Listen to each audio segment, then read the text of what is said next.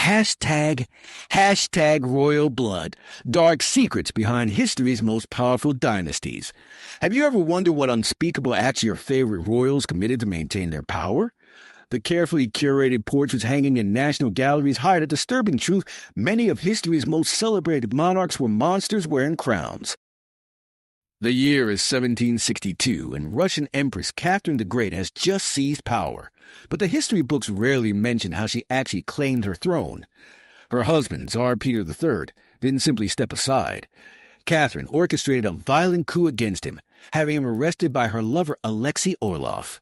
Within 8 days of his imprisonment, Peter was dead, officially from hemorrhoidal colic, but the autopsy revealed a very different story.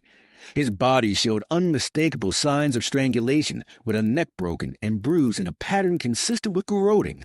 The official record was falsified, and the man who had ruled Russia was buried without ceremony while Catherine consolidated power. The royal physician who conducted the examination mysteriously disappeared 3 days later, his notes conveniently lost to history. What you don't learn in history class is that this pattern of familial murder wasn't the exception in royal families. It was practically tradition. King George V of England, grandfather to Queen Elizabeth II, received a fatal dose of morphine and cocaine from his doctor in 1936. This wasn't medical malpractice. It was a calculated decision to ensure the king died before midnight so his death could be announced in the morning papers rather than the less dignified evening press. The doctor even noted in his diary, "I have killed the king." This state-sanctioned euthanasia remained hidden for 50 years. But perhaps no royal family perfected the art of keeping horrific secrets quite like the Habsburgs of Austria. Their obsession with maintaining pure bloodlines led to one of history's most disturbing experiments in human genetics. Through generations of inbreeding, uncles marrying nieces, first cousins marrying repeatedly, they created a dynasty of increasingly deformed rulers. By the time Charles II of Spain, a Habsburg, took the throne in 1665, he was the culmination of 16 generations of inbreeding. The physical reality of Charles II defies belief. His autopsy revealed a body that barely qualified as human.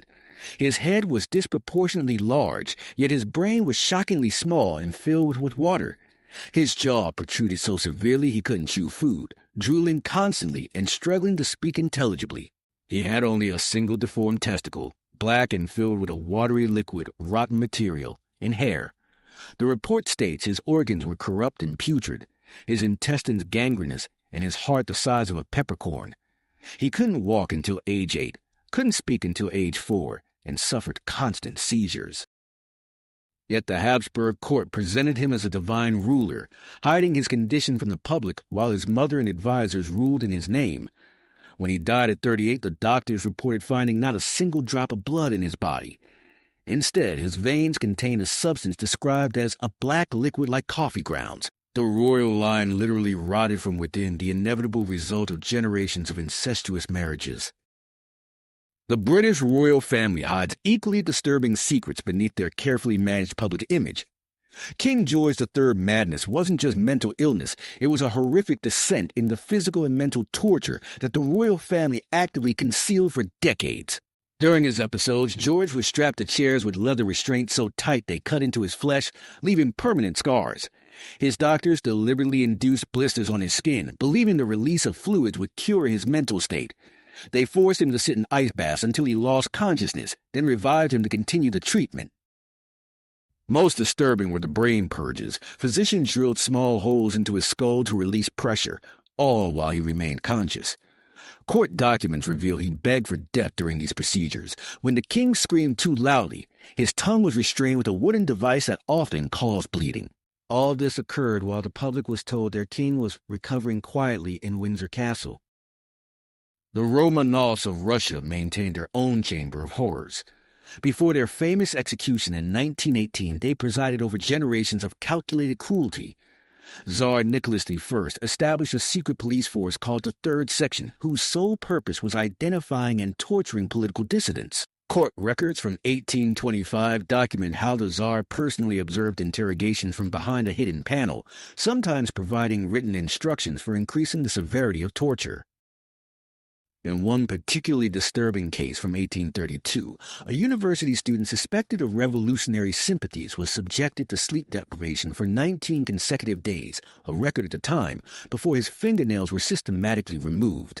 When the young man still refused to implicate others, the Tsar ordered a new technique, suspending the prisoner upside down over a fire, slowly lowering him until his screams satisfied the interrogators.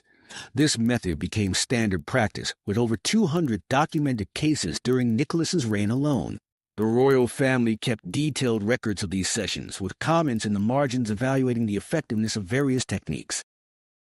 Queen Victoria, often portrayed as the stern but loving matriarch of the British Empire, harbored obsessions that bordered on psychological torture.